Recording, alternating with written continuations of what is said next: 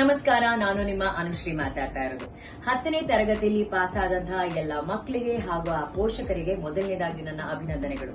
ಕೊಪ್ಪಳದ Shri Sharada international school ಹಾಗೂ Shri Sharada PU ಕಾಲೇಜಿನ ಕಾರ್ಯದರ್ಶಿಗಳ 25ನೇ ಮದುವೆ ವಾರ್ಷಿಕೋತ್ಸವದ ಪ್ರಯುಕ್ತ 10ನೇ ತರಗತಿಯಲ್ಲಿ 90% ಹಾಗೂ ಅದಕ್ಕಿಂತ ಹೆಚ್ಚಿನ ಅಂಕಗಳನ್ನು ಪಡೆದಂತಹ 150 ಬಡ ಮಕ್ಕಳಿಗೆ ಅಕಾಡೆಮಿಕ್ ಫೀಸ್ ಅನ್ನು ನೀಡಿ ಉಚಿತವಾಗಿ ಶಿಕ್ಷಣವನ್ನ ನೀಡಲಾಗ್ತಾ ಇದೆ.